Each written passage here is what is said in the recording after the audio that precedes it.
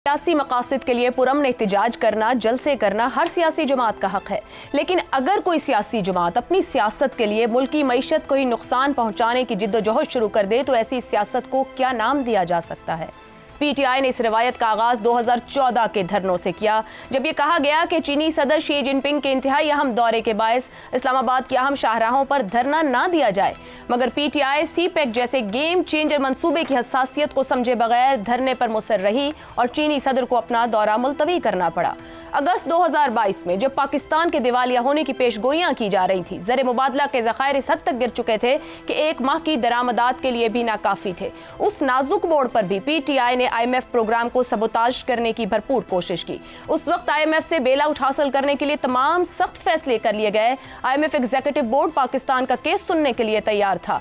तब खैबर पख्तूनख्वा के वजीर खजाना तैमूर झगड़ा ने IMF के नुमाइंदे को खत लिखकर ऐलान किया कि उनका सूबा फंड के प्रोग्राम के तहत तयशुदा बजट सरप्लस की हद को बरकरार नहीं रखेगा। ये कोशिश नाकाम रही। IMF ने इसे मुस्तरद कर दिया, लेकिन पीटीआई की नीयत वाज़ेह हो गई कि ये जमात अपने सियासी मकासद के लिए मईशत को दाव पर लगाने को तैयार थी, चाहे इसके नताइज में मुल्क दिवालिया क्यों ना हो जाता। अब 2014 की तरह इमरान खान एक मरतबा फिर सिविल नाफरमानी के नाम पर बैरून मुल्क पाकिस्तानियों से तरसीलात न भेजने की अपील कर रहे हैं। पीटीआई की तमाम तर अपीलों के बावजूद जनवरी में तरसीलात में इजाफा हुआ, यूं ये कोशिश भी नाकाम हुई। 2014 में बड़ी मेहनत से लिया गया GSP प्लस स्टेटस को भी नुकसान पहुंचाने की इत्तलात आई। गुज़िश्ता रोज इमरान खान की हिदायत पर अपोजिशन लीडर उमर अयूब की तरफ से IMF को खत लिखा गया है। खत के साथ एक डोजियर भी अरसाल किया गया है जो चीफ जस्टिस को पेश किया जा चुका है। उमर अयूब के मुताबिक डोजियर में इस बात के ठोस सबूत मौजूद हैं कि किस तरह रियासती इदारों ने पीटीआई को दबाया, मैंडेट छीन कर इंतखाबी नताइज में इंजीनियरिंग की गई। अपोजिशन लीडर ने IMF को लिखा है कि हुकूमत इंसाफ, आज़ाद मर्जी और आईनी तर्ज की हुक्मरानी के उसूलों को मजरूह कर रही है। एक NGO पतन की रिपोर्ट को भी खत का हिस्सा बनाया गया है, जिसमें इंतखाबी धांधली के हवाले से तफसीलात दर्ज हैं। अपनी सियासत के लिए आलमी फोरम्स के सामने आवाज उठाना एक सियासी अमल है। बड़ी सियासी जमातों में पीपल्स पार्टी भी माजी में ऐसा करती रही, कई कौम परस्त जमातें भी ये राह इख्तियार करती आई हैं, मगर सियासत के नाम पर मुल्क की मईशत को नुकसान पहुंचाने की कोशिश को क्या सियासी अमल का नाम दिया जा सकता है? क्या पीटीआई को यह समझने की जरूरत नहीं कि वो एक हारने वाली हिकमत अमली पर अमल पैरा है? गैर मुल्की मुदाखलत के जरिए मुल्क की मईशत को नुकसान पहुंचाने की कोशिश करके क्या इमरान खान जेल से बाहर आ जाएंगे और पीटीआई दोबारा इख्तिदार हासिल कर पाएगी? इसी सूरत हाल पर गुफ्तगू करेंगे। पैनल के लिए सवाल, सियासत के नाम पर माशी मंसूबों को नाकाम बनाने की कोशिश, तरसीलात ज़र रोकने की अपील, वुज़रा से चिट्ठियां लिखवाना, अब IMF को डोजियर, क्या सियासी अमल ही है? ज़ैगम खान साहब, ये सियासत का कौन सा रुख है और इससे किसी भी सियासी जमात को क्या फायदा हो सकता है? सियासत का मतलब ही ये है कि पाकिस्तान में जमहूरियत की जिद्दोजहद पाकिस्तानी अवाम के जरिए की जाए।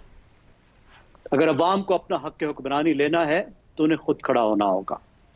पाकिस्तान में जमहूरियत की जिद्दोजहद IMF के जरिए नहीं की जा सकती, अमेरिकी कांग्रेस के जरिए नहीं की जा सकती, अमेरिकी सदर के जरिए नहीं की जा सकती। पीटीआई पीपल्स पार्टी के बाद पाकिस्तानी तारीख की मकबूल तरीन जमात है। इमरान खान, जुल्फकार अली भुट्टो के बाद पाकिस्तान के मकबूल तरीन रहनुमा है। मैं भुट्टो की मिसाल देना चाहूंगा। एक मार्शल लॉ डिक्टेटर ने उन्हें फांसी पे चढ़ाया था।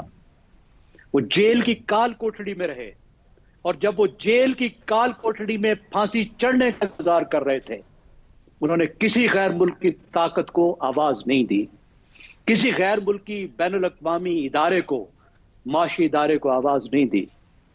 उस वक्त भी उनके जो मशवरे बाहर आए, जो बातें बाहर आई, वो पाकिस्तान की बेहतरी के लिए थी।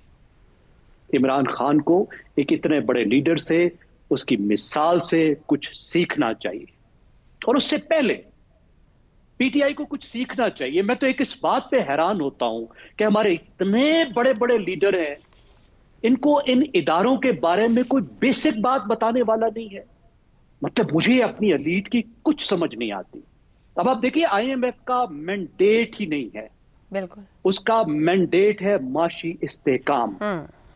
और किसी मुल्क में जब माशी इस्तेहकाम नहीं होता तो फिर पूरा बैनुल अक़वामी सिस्टम खतरे में पड़ता है। खुद IMF पे अजाब आता है, हमने अपने भी उधार वापस लेने हैं, वर्ल्ड बैंक ने भी लेने हैं, ADB ने भी लेने हैं। जब डिफॉल्ट हो जाएगा तो वो कैसे लेंगे? देखिए, IMF की तरफ जाना और जो कुछ आपने बताया है, एक ऐसे वक्त में जब डिफॉल्ट के दाने पर था, रेमिटेंसेस रोकने की कोशिश करना, और अब वो डोसिए देना, फायदा भी कोई नहीं है, लेकिन आप अपनी इंटेंशन दिखा रहे हैं कि आप अपनी सियासत की भेंट पाकिस्तान की मईशत को चढ़ाने को तैयार है, जिसकी कीमत आम आदमी देगा।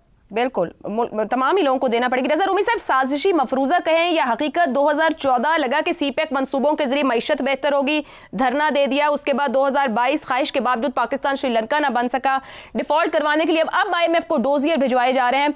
2024-25 क्या लगता है कि माइक्रो मईशत बेहतर हो रही है, माइक्रो तक जाएगा तो तरसीलाते जर रुकवाओ, IMF को खतूत लिखो, ये सब है क्या? वाकई कोई कॉन्स्पिरेसी थ्योरी है या कोई फैक्चुअली उनकी स्ट्रेटेजी यही है?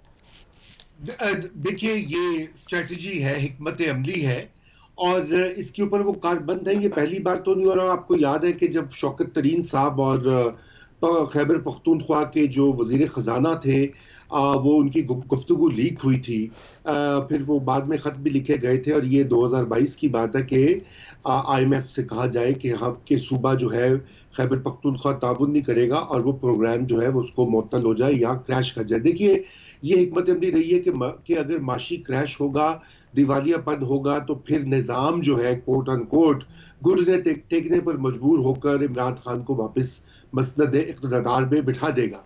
ऐसा नहीं हुआ। आपके सामने तारीख, उसको दोहराने की जरूरत नहीं है। मगर यहाँ पर दो बातें, एक जो आपने तारीखी हवाले दिए हैं वो बिल्कुल दुरुस्त है, और पिछले जो सेगमेंट था उसमें भी हम यही बात कर रहे थे कि आपको याद है कि 2014 में आप ये भी मत भूलें कि वहाँ पर ये जो भी मुतालबात थे और चाइना के प्रेसिडेंट का दौरा था, लेकिन बार बार एम्पायर को उंगली उठाने का भी कहा जाता था। तो रविश 11 साल बाद भी जो हिकमत अमली है वही है। और मैं इसमें सिर्फ ये इजाफा करना चाहूंगा कि ये बातें, ये डिसरप्टिव पॉलिटिक्स जो है, ये इसको कहा जाता है, जैसे कि दुनिया भर में पॉपुलिस्ट लीडर्स जो हैं वो तहवाला करते हैं लेकिन आगे कोई उसका मुतबादिल नहीं देते।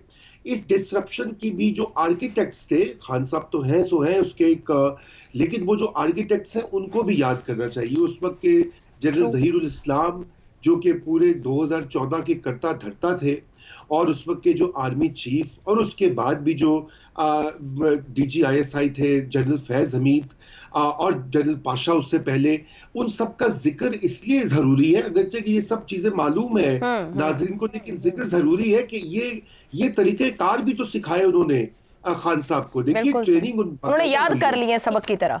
जी, क्या सिखाया तो है? दोनों तरफ बात करनी चाहिए कि अगर खान साहब की सियासत में बात हो रही है तो फिर उनके जो अतालीक थे, जो असातिज़ा थे, उनका भी जिक्र जरूरी है, क्योंकि खान की तो अकाउंटेबिलिटी हो रही है, उनके ऊपर कोई बात नहीं होती। जी नहीं, आपने जिक्र कर दिया। एक धमात साहब, पाकिस्तान की पूरी सियासी तारीख में सियासी जमातों ने मुतनाज़े नारों का हिस्सा भी लिया, आलमी प्लेटफॉर्म्स को भी पहुंच करने की कोशिश की, अमेरिका से मदद मांगने की भी कोशिश की, भारत से मदद लेने के इल्जामात भी रहे और लैदगी पसंदी की तहरीकें भी रही। क्या किसी सियासी जमात ने इस तरीके से मुल्क की इकोनॉमिक लाइफलाइन को नुकसान पहुंचाने की कोशिश की है? इतनी कंसिस्टेंटली कभी किसी पार्टी ने ऐसा नहीं किया।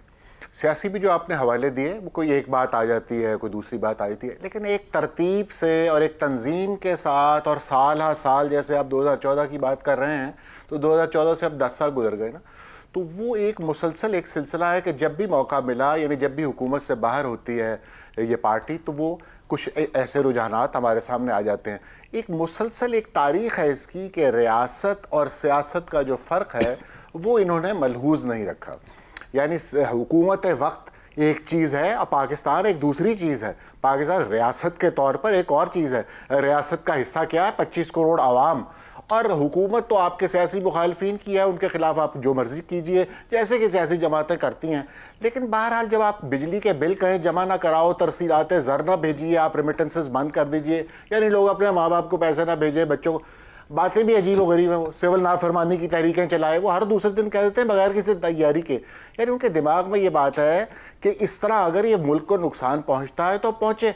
मुझे बार बार, अभी दोस्तों ने जिक्र भी किया, वो शौकत तरीन साहब की ऑडियो का मुझे वो जुमला याद आता है कि उनको एक साहब वज़ीर ख़जाना थे वो पंजाब के, वो याद दहानी करवा रहे हैं कि जो आप बात बता रहे हैं IMF से मुआहदा रुकवाने के लिए, इस तरह तो आवाम का नुकसान होगा, इस तरह तो पाकिस्तान का नुकसान हो जाएगा। और वो जवाबन सोची समझी बात कर रहे हैं। वो कह रहे हैं होता है तो हो जाए, यानी हम तो बड़ी तकलीफ में हैं और हमारे लीडर को उन्होंने पकड़ लिया, तो हम तो पाकिस्तान का नुकसान हो जाए, 25 करोड़ लोगों का नुकसान हो जाए। ये वो सोची समझी एक बात करते हैं। इसी तरह वो मैं मिसाल भी सब आप देते हैं, वो मिसाल वो PIA वाली बात जो है सिर्फ इसलिए कि आपने PIA बंद करवा दी, 4.5 साल आपने अपनी कौमी एयरलाइन को बंद करवा दिया इसलिए कि पॉइंट स्कोरिंग के लिए कि भाई ये पिछली हुकूमत थी, ये नवाज शरीफ वगैरह ने देखो जल ही इन्होंने आप लाइसेंस दिए हुए हैं और इस तरह की बात। आप यानी यहां तक चले जाते हैं कि अगर आपने इन चोरों डाकुओं को हुकूमत देनी थी तो इससे तो बेहतर था कि पाकिस्तान पर एटम बम करा दिया जाता। ठीक है, इस हद तक आप चले जाते हैं। आप लॉबिस्ट जब हायर करते हैं ना USA में, तो वो किसी आर्मी चीफ के खिलाफ मुहिम नहीं चला रहे वहां पर, वो हमारे इदारों के खिलाफ मुहिम चला रहे हैं। तो ये सारी बातें जो है, अब आप इसे जहालत कहना चाहते हैं, नामाकूल रवैया कहना चाहते हैं, बदनीयती कहना चाहते हैं, जो भी कहना चाहते हैं, ये सारी बातें दुरुस्त हैं।